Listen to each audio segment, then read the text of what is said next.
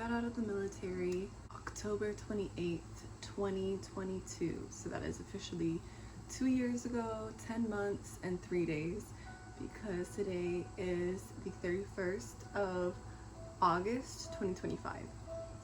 This is the story of how that went for me and how I'm doing now. So I decided to get out of the military because my job was a welder in the Marine Corps, and while I did enjoy it, it wasn't something that I wanted to continue doing long term, especially because it's just really hard on your eyes and all of the smoke inhalation. We were supposed to have masks, but there was something going on where we didn't get the right training, so we weren't technically allowed to use the masks to protect us from the smoke inhalation and stuff like that, and my eyes would be burning a lot at the end of the day. Also, just from what I noticed in the Marine Corps in general, and also just my units that I was in, they weren't very encouraging of starting a family or your personal life, and I knew that I wanted to focus more on myself, and I knew that I wanted to focus more on my interpersonal relationships. I wanted to, be able to spend time with my boyfriend at the time, who is now my husband, and maybe have kids one day. And I knew that I wanted to be a really involved spouse and parent, and it's really, really hard to do that in the military, right? So those were all reasons why. And also, I honestly didn't have a super easy time in the military, and that's kind of universal, right? And I don't like to talk about it very much because I don't want to come across as ungrateful. The military helped me in a lot of ways, and I'm still benefiting greatly from the amount of time that I spent in the military, the lessons I learned, the people that I got to meet, and the experiences that I was able to have. It created opportunities for me, and that's one of the reasons why my life today is so great.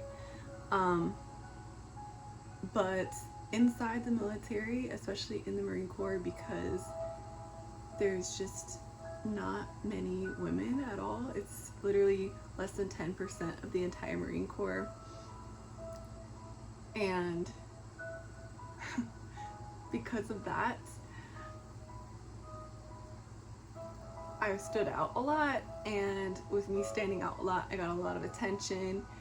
And because I got a lot of attention, most of it wasn't very positive attention, and I had a hard time making friends, and my leadership really did not like me. And that wasn't only because I was a girl. I think that I definitely could have done things better. I'm a human being, so of course I'm flawed, I also tend to be very optimistic and just a happy-go-lucky person, regardless of what level of suck I'm going through. I really try to see the positive, and I try to treat people well, and that rubbed a lot of people wrong. Also, I always stood up for myself. I didn't get in fights or anything like that, but I was a little bit belligerent. I can definitely say I was a little bit belligerent. When people would insult me or talk down to me, a lot of times I wouldn't crumble, and that rubs people the wrong way. And so all of that, with a ton of rumors that got spread around about me all the time, it was really exhausting. And I tried my very best to look the other way and just brush it off and think,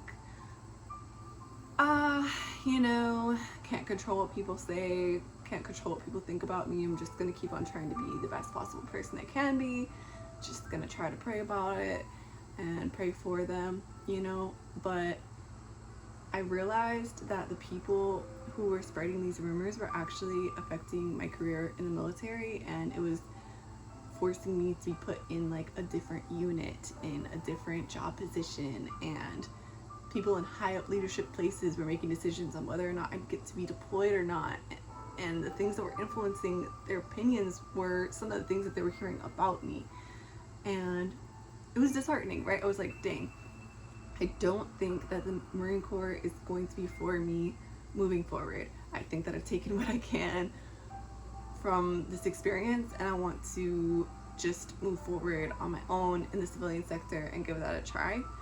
So I did, obviously, right? So I had just won actually a meritorious board to be promoted as a sergeant, and it's pretty looked down upon to get out of the Marine Corps after you just meritoriously win a rank, you know, compete and win to get promoted up. And I did consider staying in after that because I kind of thought of myself as a bad Marine, quote unquote, before that point, because I just wasn't really liked and I didn't really fit in. But when I won the board, it was kind of a shifting point for me because I was thinking like, wow, so my leadership here, they really believe in me, and maybe I could actually try to be a positive influence on people around me and use my leadership style where I just kind of try to meet people where they're at and encourage people and care for them, try to mentor them instead of just belittling them, you know? But I didn't feel that I even won that leadership position, that meritorious board, in the right way, because all of the information that I had submitted to win that board, it was a little bit of stuff that I had accomplished all through my time in the Marine Corps. And the reason I was pushing so hard to do so well, right? I was doing all these volunteer hours, I was writing a ton of book reports, I was taking college courses and volunteering to go to different trainings and stuff like that. I was doing all those things to try to counteract the fact that I had argued with a corporal where he asked me, you know, what makes me think that I can greet him without saying good morning, corporal. Instead I just said hello. And so I was trying my best to counteract all the stuff that I was doing wrong with the stuff that I thought that I could do right. And the way that I was doing it wasn't the right way either, right? Because I would write these book reports, but I would not read those books. I would summarize those. I would read the summary online and then do the book report that way, you know? So I was basically lying about that.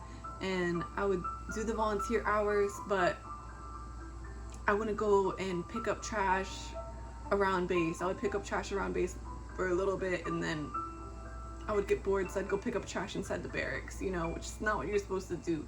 And so all of my accomplishments, they were made by cutting corners in little ways and like little white lies. And I didn't really care about that. I didn't care that I was lying about those things because I was like, forget the system. The system is a joke. The system is a lie anyways. I'm just gonna do whatever. Everybody is cutting corners in these ways. And when I finally got to a spot where I was surrounded by kind and supportive leadership, they saw that I had all these accomplishments and they were like, please, we have to submit somebody for this leadership position. We choose you. So I put my package forward and then I won it. And there was somebody in my life who was like, dang, didn't you kind of cut corners on all these things and like lie in all these ways? And I was like, yeah, but everybody does. It's not that big of a deal, blah, blah, blah. but it kind of sunk in on me after a bit of time. I was like, I was still going to church, and I became a Christian in boot camp. But I wasn't reading the Bible and growing in my faith as much as I probably should have been, because a lot of my time was going to just the military, and so I didn't even feel conviction about all the ways that I was just kind of like lying and stuff like that. But after that person talked to me about it in passing, and then we would talk about it for on and off, and I'm just gonna give you the summary of that whole situation. But I began to feel like, man, I wonder if I would have won that leadership board. I wonder if I would have won meritorious sergeant if I hadn't lied about any of my accomplishments, if I had been so straightforward about everything that I had done to a T. I don't think I would have won it. And then it felt like not so much of an accomplishment, and then it felt like, what am I even winning this meritorious board for? Do I even really want to be in the military anymore moving forward? Is this the environment that I feel like I could really thrive in? Or is it time for me to try something different? And I felt like I wanted something different. I felt like I've got to go out there and try to experience life where I could cultivate every day to be something that I'm kind of excited about. Because every day I was waking up, I was like, oh no, I have to go to my job or I will be thrown in the brig. I will be on bread and water, and I don't want to go to jail, so I'm gonna show up, right? That's basically how it was every day in the military for me, especially towards the end, unfortunately. So a lot of that was my own actions that I think brought me to that position, but it was extremely isolating, especially being in a foreign country in Japan. I couldn't really talk with my family very much because I was on a completely different time zone. Like my days were their nights and vice versa, and then also didn't have maybe but 2-3 friends at the time, and I couldn't talk with the locals very well because most people speak Japanese and I didn't, and I don't. So yeah, I decided I was gonna get out of the military. When I made that decision, I had to come up with a plan. So I decided that I wanted to leave my unit as quickly as possible because obviously we're not jiving, and there was a lot of people that were seriously pissed at me for winning that meritorious board, and the rumors and the hate were crazy. I knew I wasn't liked so much before, but dang, when I made that achievement, whew, I'm talking about folks was hating on me.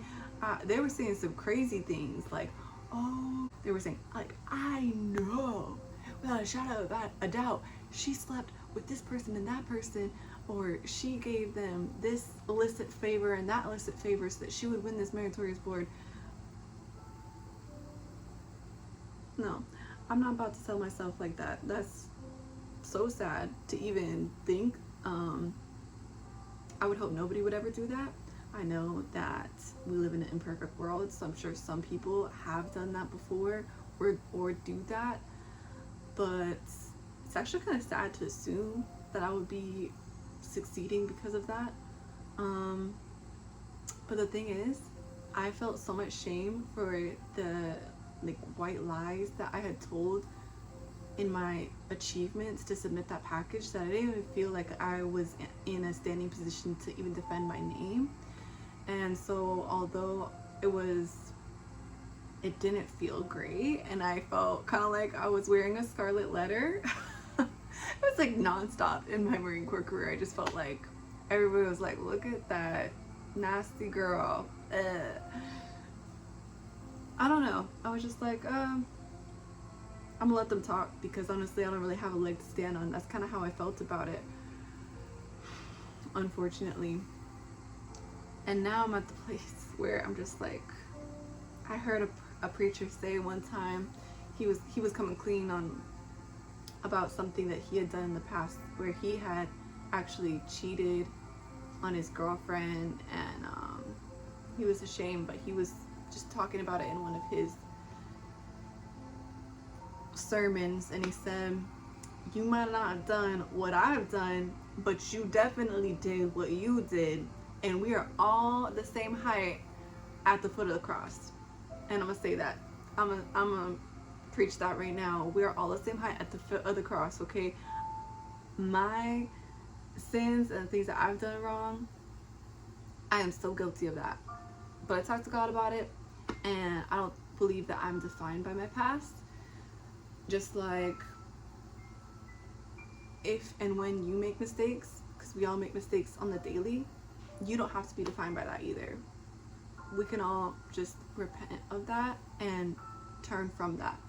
Just like I repented from that, and I was like, I want to be an honest person, even in the small things that I do and in the big things that I do, because all these small actions, they compile on themselves and they make big actions and big effects. And all those small actions were indications of the way that I thought about truth and the way that I thought about myself, and it's since changed, and hopefully I continue to change and grow to become more aligned with the Bible and with what God says about me, because I want to be a righteous woman.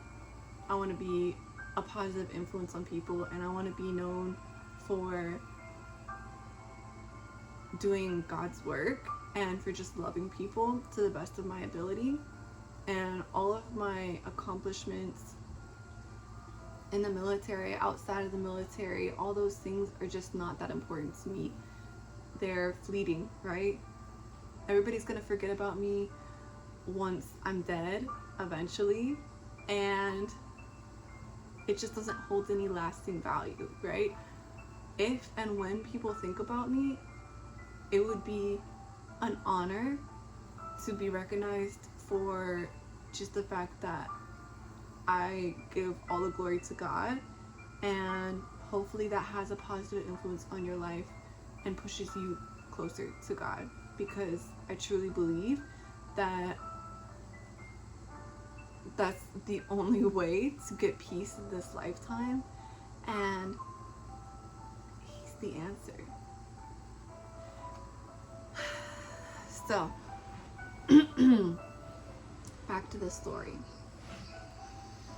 I came up with a plan for exiting the Marine Corps, and again, this is not my finest moment either. I did not go about this the best way. I went about this the worst possible way, probably. There's probably some ways that I could have done worse, but so I was like, I want to get out of this unit as quickly as possible. I cannot stand being here. Everybody has just hateful things to say about me, and I feel like an ant under a microscope. I gotta get off this tiny little island. So I decided that I wanted to do SkillBridge. SkillBridge is an internship program. You can select a long list of companies that you want to work for. You just kind of narrow it down which company you want to work for and what you want to study, and then you go and you ask your leadership, hey, can I do this internship for this job? I want to do this job when I get out of the military. And then they'll either approve it or they'll deny it. So I was like, I have no idea what I want to do outside of the military, but I don't want to get out of the military. And my friend at the time said that she was going to do a thing for real estate, and that they are really quick to accept people And so I was like, real estate, all right, sure, I'll apply and see if they accept me. So I applied and they accepted me very quickly, just like she said. It was a ton of paperwork that I had to do, and people's positions kept on changing, so I had to submit this package so many times. They were like, oh, we have a new first sergeant, oh, we have a new staff sergeant, oh, well, this person and that person, oh, well, actually the template for this Navy document got updated, so you need to change the formatting of the paperwork that you submitted. It was nonstop. I felt like I was fighting people on this paperwork. I would call them and I'm like, hello, I sent you over my package, can you please review it and send it back? And they would be like, mm-hmm. And then it'd be like a full week and I would call them and say, hey, have you taken a look at that package? And they're like, oh, we'll get around to it. But I'm working on time, okay? I gotta get this thing submitted. So I would have to show up and be like, hello, I'm the person on the package, would you please take a look at it when you have the time? And then I would have to stay there until they actually looked at my package, you know? I had to, otherwise I wasn't gonna get off the island. So finally my package for SkillBridge got approved, right? And they granted me the ability to go. Well, I was not very close with my family at the time. I had just been living in Japan for the last 3 years and haven't been talking with them so much, you know. And my adopted parents, we weren't on the best of terms when I left the United States anyways, so I didn't really want to go back at that time to hang out with them.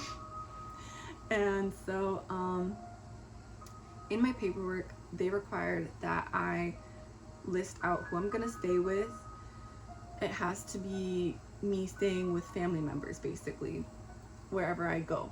They weren't gonna approve me to just go by myself anywhere. But so what I did is I was like, oh, please approve me. I'm gonna go to Texas to or I'm gonna go on leave to Hawaii to stay with my aunt, and then I'm gonna go to Texas to be with my sister during this internship program. I was lying. I don't have an aunt in Hawaii and I don't have a sister in Texas. Technically, actually, I do have a like half sister who was living in Texas, but I was not gonna be staying with her, and we had not talked more than like maybe 5 conversations ever. My real plan was I was gonna go to Hawaii and I was going to go to Texas, but I decided that I wanted to stay in Hawaii longer. And what I did is I wanted to be in Hawaii and I wanted to hang out with my boyfriend who was there in Hawaii. And so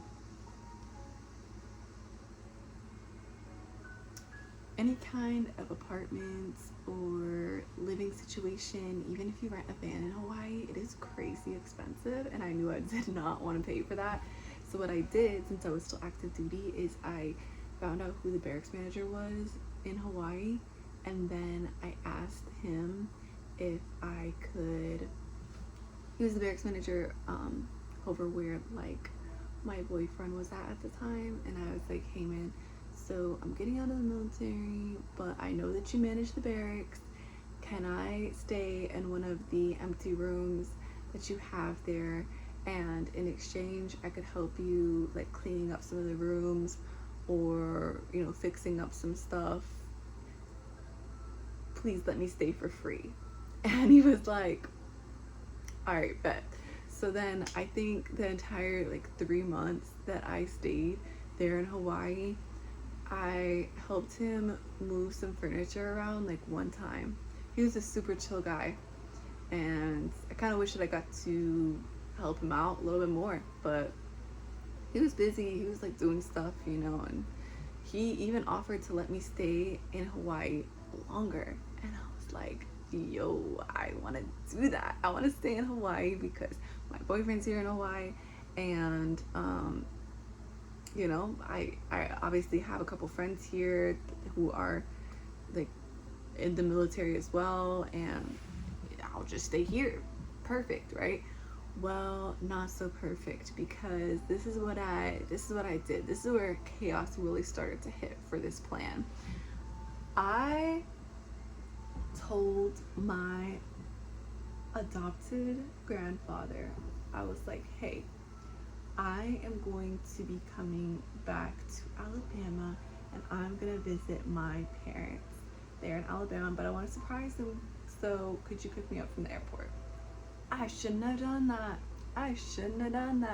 Because once the barracks manager reached out to me and he was like, hey, do you want to stay longer in Hawaii? If you want to, you can. I was like, I do want to stay in Hawaii. And so then I just decided to not catch my flight. And I didn't tell my grandfather, didn't tell anybody. I was just like, hey, I'm gonna be in Hawaii forever. And then my grandfather started to blow up my phone. He was like, hello, are you okay? Are you alive? And there's something so wrong with my brain, because when people start to blow up my phone, do I address the problem head on? No, I don't. A lot of times I ignore the problem. I'm like, oh, I'm stressed, they're blowing up my phone. I made a mistake. Let me put my phone on airplane mode, and when I feel like it, I'll get back to them. No, that's not a good thing, right? Oh my gosh. So then my poor grandfather is at the airport, like waiting for me to fly in, wondering where I'm at. And like, you're a little old man. He didn't deserve that. Oh my goodness.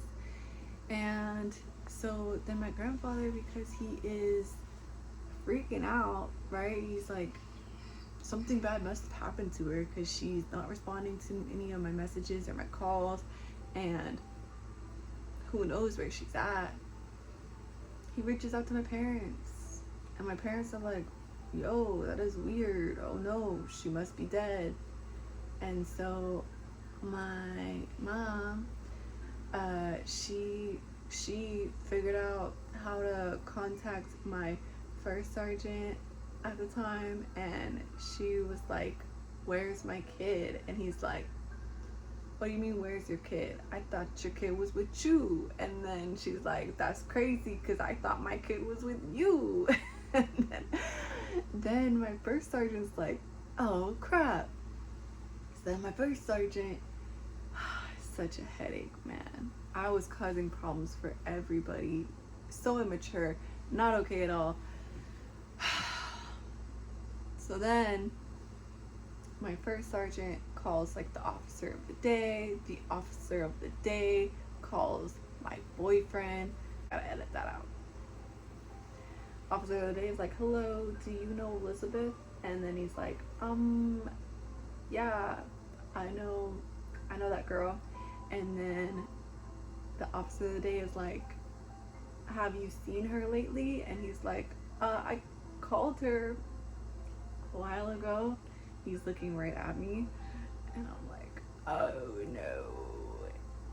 And then the officer of the day is like, when you see her next or hear from her, can you please tell her to contact her first sergeant? And then my boyfriend would be like, yeah, I'll tell her that. Hangs up the phone, looks at me, you're playing too much. And I'm like, I am playing too much. This is not okay. So then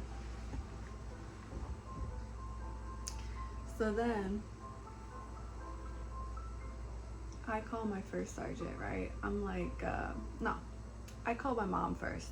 call my mom, like, hi mom. And she's like, you bleep bleep bleep bleep bleep, you're not doing right, where are you supposed to be right now, where are you, blah blah blah, you're lying to people, blah blah blah blah. And I'm like, well, first of all, please don't call me slurs. And like the phone like the call cuts out. I'm like, hello, like please don't talk to me like that. And then the signal drops. I don't know if she hung up, or I'm gonna assume that the call just dropped. Then I'm like, okay, now I gotta call my first sergeant, right? So this is what I do. First, I find a flight, the next flight leaving Hawaii to go to Texas, because that's where I'm supposed to be. And it's leaving in like 2-3 hours. So I book that flight, and then I call my first sergeant, and I'm like, hello, first sergeant. And he's like, hello, where are you? And I'm like, I'm in Texas. And he's like, okay. And do you have a aunt in Hawaii? And I'm like, yes. And he's like, and do you have a sister in Texas? And I was like, yes. He's like, I don't remember the exact verbiage that he used, but basically he said, okay, well, this next little bit we're going to be looking into these matters and we'll see what happens. Basically that's what he said. And I said, I first sergeant, the audacity that I had, disgusting. Anyways, then I get in my car and I drive over to the barracks in Hawaii, and I pack up every last item that I have, and I tell my friends and my boyfriend, and they take me to the airport, and I'm explaining the situation to them. Obviously, things are pretty dicey for me at the time. And then I show up in San Antonio, Texas, and I know absolutely nobody in San Antonio, Texas. I don't have a vehicle. I don't have a apartment. Nothing. I've never been in San Antonio, Texas before. I literally just chose that place. I just chose it because I looked up online where the highest quality of life was, and they said San Antonio, Texas, because living expenses are low and it's like a military city, so I figured maybe I could get hired somewhere. I was wilding, right? So then I rent a car from the airport for like a week's time, and then I rent an Airbnb, just a room out of someone's house, and that lady was so nice to me. We would have dinners together every night, and she would just talk to me about anything in life, and it was just really sweet. I liked that a lot. It was very comforting at the time.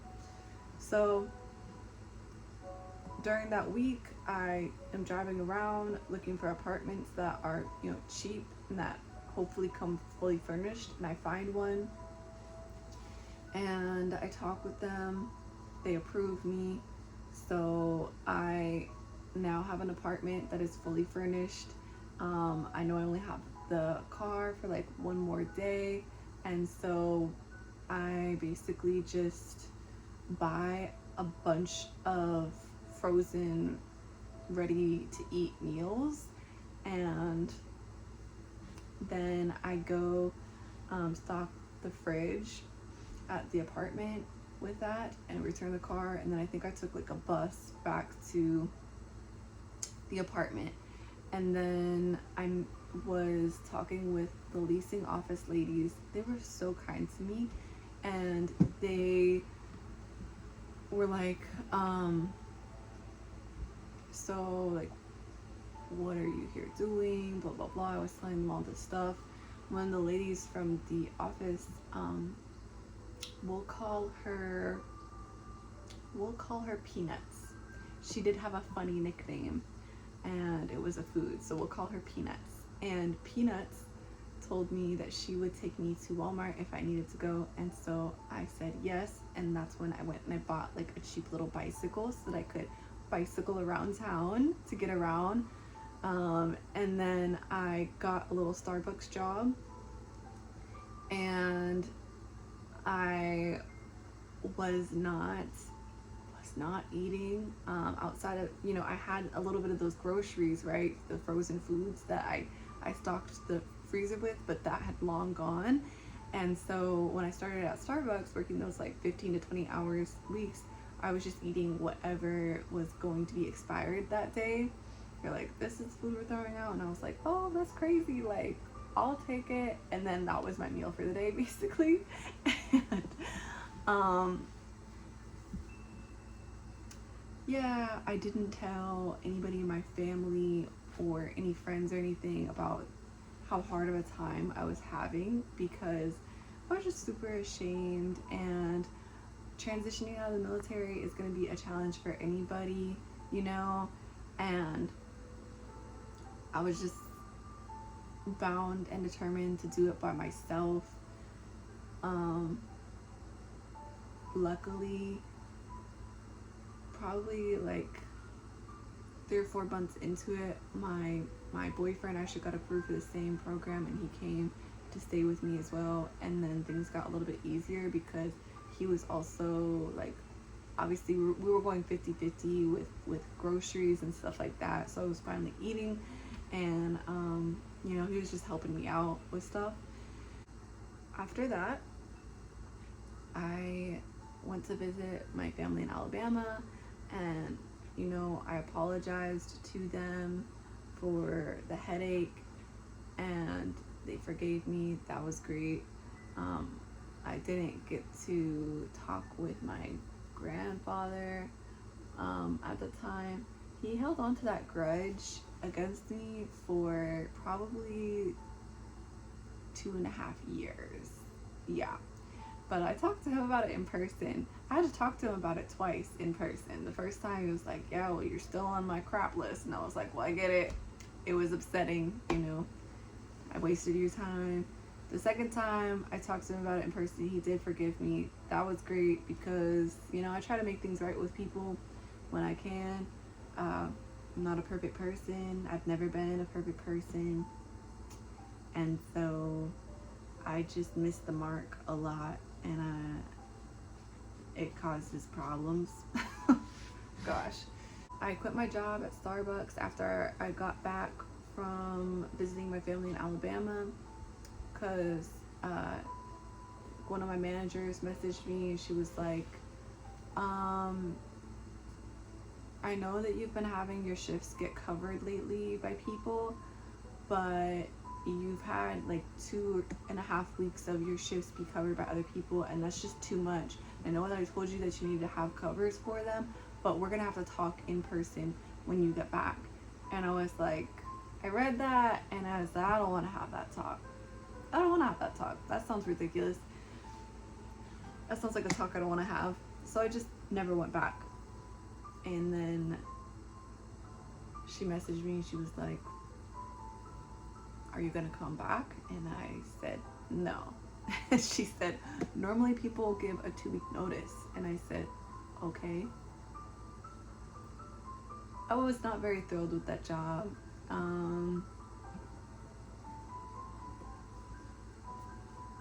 It wasn't a forever job. They weren't paying me much at all. I think it was like $11 an hour. And also the managers were a little bit micromanagey, and everyone there was going through some really intense things. Like, I'm talking, I think 90% of my coworkers were actively taking like hormone blocking pills, and like in the middle of transitioning to a different gender. I'm not even exaggerating. I don't know. And then the other percentage, the people who like weren't really doing that, they just had really negative opinions about military members, because they said that there was a couple people who would work there at Starbucks and that they just couldn't hack it because of the customer service. They were like, yeah, military members just crumble with like the stress of dealing with customers. And I just thought that was really strange. I don't know who they met or what happened there, but didn't feel very crumbling to me. I gotta admit, the way that I quit my Starbucks job, it wasn't very good, right? Honestly, I should have put in my 2 weeks. That would have been the respectful thing to do there. I think just getting out of the military, I was really happy to have the free will to just be able to be like, I don't want to do this. I don't want to put time into this anymore. Done with that, you know? And so I just moved on to my next job. I just applied and got a job as a instructor at a 9 rounds kickboxing gym. And it was pretty straightforward work, right? You just basically scream at people to encourage them to work out harder. And everybody goes through all of the little exercises for 30 minutes. And you just do the exercises with them. And then they also wanted each instructor to work out there at least like 2 to 3 times a week. Well, through this 9 rounds job and through my Starbucks job, I came to realize about myself that although I do really love people by and large, and I make an effort to love people, being around people in a customer service environment nonstop every day, like there was no desk or back room for breaks or anything. It was a 24/7 gym, so as long as you're on shift, then you have to be in that front little area available for whoever's gonna walk through that door. And a lot of times I was there, you know, by myself, and it was just a lot of talking, a lot of just personal, everyday, all up in your face. And I'm not exactly sure why, but there was like 1 or 2 customers who really disliked me, and they were both, I want to say, middle-aged like women, between like 45 to 55, and they would let me know at the end of every workout, I don't like you. And I was like, okay, well, do you want to talk about that? Is there a way that I could work with you that works, you know, better for you? Or, and they were just like, no, I don't like the way you talk, don't like your attitude, I just don't like you. And I was like, all right, well, you know, just here to do my job. And so that was unfortunate for them, but I guess, you know, after a little bit of time, just getting paid so little, and then my shifts started very early in the morning, and like I said, very intensive, have to talk with everybody all the time, and then working out nonstop in these shifts to get paid a little bit, I was like, I think I'm ready to find my next job. So I quit that job, and then I started doing Rover, and I was just walking people's dogs. I made posters, and I put up posters all over my apartment complex, and so I got some customers from that. And then also I just started getting people giving me requests online. I was boarding dogs, I was walking dogs. When my boyfriend at the time, my husband now, he came to San Antonio, he was helping me with that little business. We were making some pretty good money.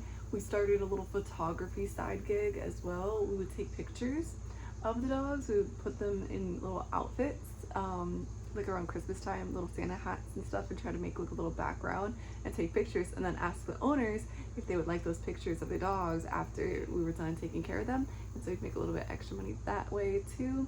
So that was kind of cool. We kind of got a taste of like an amateur business type thing. And then it was time for him to process out of the Marine Corps. I'd already processed out at that point and got my DD-214 in North Carolina. And so we decided to road trip to North Carolina to get him processed out of the military. And so we got in my little piece of crap car at the time because I had bought it for $1,000 because I was used to buying cars in Okinawa, Japan for $1,000. You can buy so many like really pretty good cars in Okinawa, Japan for $1,000, but at the time it was like during the chip shortage, so car prices were really high, and I was not about to try to pay a lot of money for a car.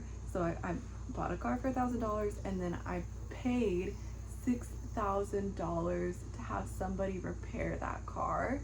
And through those $6,000 of repairs, I didn't have it happen all at once. Oh, no. The car would die on me in the road, or it would stall out, or I wouldn't be able to drive home from work. I would have to walk home or bicycle or something. It was just a lot, right? So we're like, okay, we're gonna take this car that has I think it had like over 200,000 miles on a road trip from Texas to North Carolina so that he could process out. And we do that, and we're staying with his sister at the time, and then we go visit my brother in New York. I took a bus to go up to New York. I thought that I booked a train. I'm just remembering this. It's actually really funny. I thought I booked a train ride, but it was a bus, an overnight bus to go from North Carolina to New York. And the vibes were not the same, because in my mind, when I thought that we were going to be taking a train for the first time to travel, I was like, it's gonna be magical, it's gonna be just like the Polar Express. They're gonna have hot cocoa, everyone's gonna be so friendly, it's just gonna be great. We're gonna look out the windows and see the countryside. And then when we show up and it's a bus station, we're really confused. And then when we get on the bus, we couldn't sit next to each other because there is no space. So we sat next to strangers, and they were very grumpy strangers. Everybody in the bus looked very disgruntled. It smelled a lot like body odor and marijuana. It was really funny, and then we just fell asleep. We fell asleep and we woke up in Chinatown, New York, and we hung out there with my brother for a little bit, and then after that, we went back to North Carolina. He officially transferred out of the military, and then we took a flight out of Miami to go to Argentina, and we hung out with his family and lived in his mom's house for 3 months, and we kind of helped her fix up her home a little bit and like rebuilt some furniture. We didn't know what we were doing. We were just trying to figure out, how we could repair his mom's house and stuff. And we stayed there in Argentina for 3 months, came back to America. We flew into Miami, stayed with his sister in Miami for a little bit, and then we went back to Texas, to San Antonio. I had made one best friend in San Antonio. Thank goodness. I literally met her online, y'all. I was staying on my best friend's couch with my boyfriend at the time, now husband, and we were looking for jobs online, and within a week we found a security job. We actually went in to a temp agency, but for veterans, and they helped us get jobs as security guards. And a little bit after that, my boyfriend at the time, husband now, started to work as a mechanic, and so we started to get paid a lot. Shortly after, things got much easier because we quit our jobs and went to a school called ACI Learning to get a couple technology degrees, and then we started our remote work jobs that we have now, which really help us. And that's just kind of a recap of our journey getting out so far from then until now. Let me know if you have any questions, comments, concerns. Love ya. Thanks for watching. Bye.